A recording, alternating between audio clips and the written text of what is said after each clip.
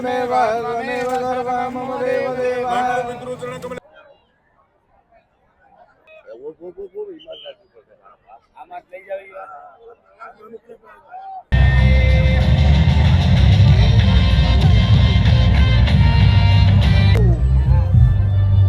જય રામદેવ પીર મિત્રો, આજે આપણે ઊભા છીએ એક એવા સ્થાન પર જ્યાં માત્ર મંડપ નથી પણ જીવન ચમત્કાર છે. આ છે સનાતન ધામ ઉદાસી આશ્રમ ધોરાજી, જ્યાં સૌરા મંડપમાં થાય છે એવી ઘટનાઓ જેને જોઈને ભક્તો બોલી ઉઠે છે, આ તો રામાપીર ખુદ છે. તો મિત્રો, ફરી વખત સ્વાગત છે તમારું બધાનું નવા વિડીયોમાં.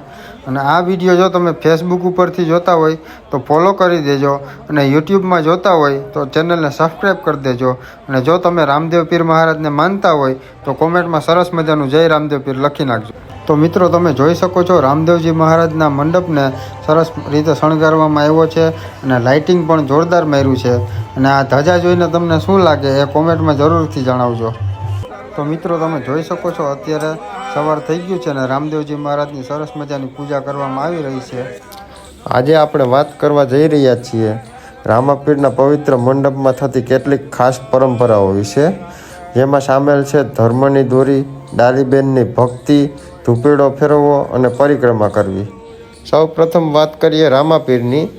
રામાપીર માત્ર એક દેવતા નથી પણ સમાનતા, માનવતા અને ભક્તિના પ્રતીક છે. તેમણે જીવનભર એક જ સંદેશ આપ્યો કે ભગવાન માટે બધા સમાન છે. તો મિત્રો, તમે જોઈ શકો છો હાલ અત્યારે રામાપીર બાપાની પૂજા અર્ચના ચાલુ છે. ભક્તો શેડાશેડી બાંધી અને રામાપીર બાપાને પ્રાર્થના કરે છે કે બાપા, આજે અમે ધર્મનું કાર્ય આદર્યું છે, એમાં તમારી હાજરી આપી અને આ કાર્યને સફળ બનાવજો.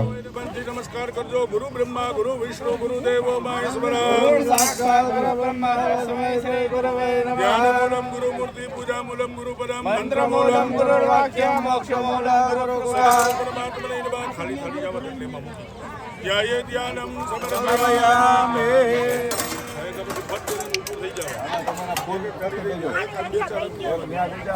મારી પાસે લઈ જવાનું આયા ઓને દેવાની છે.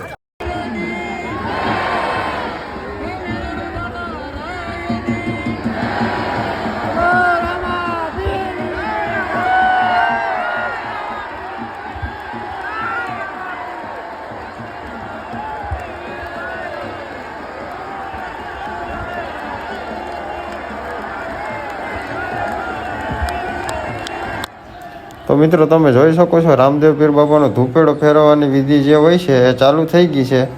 ધૂપેડો ફેરવવાનું એ મહત્વ હોય છે કે ધૂપનો સુગંધિત ધુવાડો સમગ્ર વાતાવરણને શુદ્ધ બનાવે છે અને એ નકારાત્મક ઉર્જાને દૂર કરે છે અને ભક્તિના માહોલને મજબૂત બનાવે છે. આ એક પ્રકારનું ભગવાનને અર્પણ પણ છે. અને ત્યારબાદ આવે છે પરિક્રમા. મંડપની ફરતે ફરવું એટલે ભગવાનને પોતાના જીવનનું કેન્દ્ર બનાવવું. જ્યારે ભક્ત ધીમે ધીમે પરિક્રમા કરે છે ત્યારે એ એક પ્રકારનું ધ્યાન બની જાય છે. મન શાંત થાય છે અને આત્માને એક અનોખી શાંતિ મળે છે. તો મિત્રો, હવે વાત કરીએ આપણે રામાપીરના મંડપમાં બંધાતી ધર્મની દોરી વિશે. તો મિત્રો, આ ધર્મની દોરી છે ને ડાલીબેન પોતે સ્તંભ સુધી લઈને આવે છે. આ દોરી માત્ર દોરી નથી પણ ભક્તિ અને વિશ્વાસ અને સમર્પણનું પ્રતીક છે.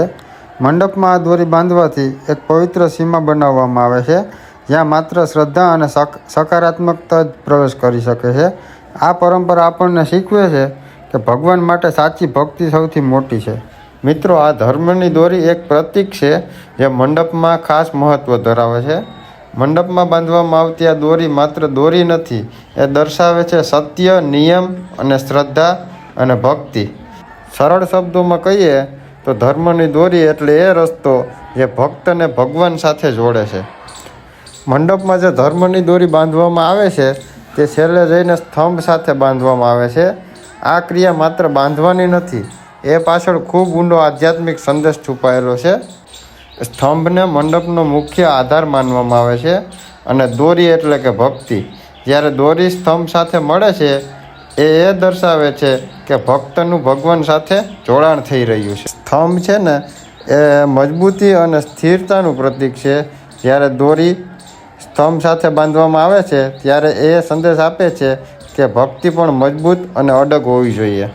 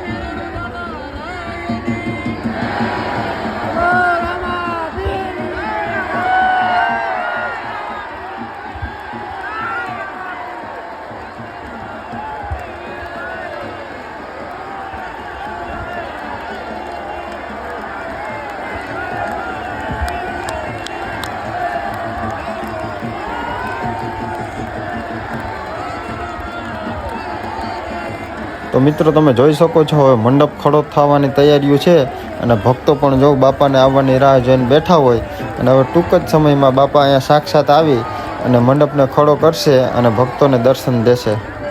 તો મિત્રો જે સમયની આપણે આતુરતાથી રાહ જોતા હતા એ સમય આવી ગયો છે અને બાપાએ સાક્ષાત દર્શન આપી અને મંડપમાં પ્રાણ પૂરીને મંડપને ખડો કર્યો છે તમે જોઈ શકો છો. અને ભક્તોમાં પણ ખુશીની લહેર દોડી ગઈ છે. જોઈ લો ભક્તો બધા હાથ ઊંચા કરી અને રામાપીર બાપાના દર્શન કરી રહ્યા છે. બધાના મોઢે એક જ નામ, જય રામાપીર, જય રામાપીર ને જય રામાપીર.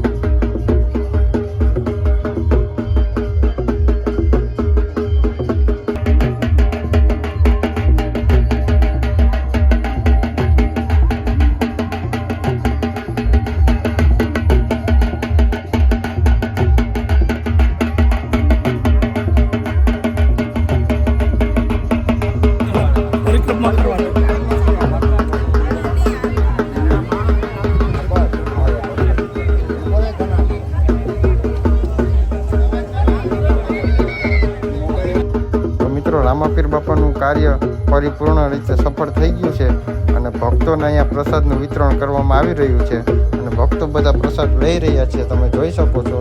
તો મિત્રો આ વિડીયોને આપણે અહીંયા જ એન્ડ કરીએ છીએ. આવા ધાર્મિક વિડીયો જોવા માટે ચેનલને સબસ્ક્રાઈબ કરી દેજો અને સારું હાલો મળીએ ફરી કોઈ નવા વિડીયો સાથે. જય રામાપીર.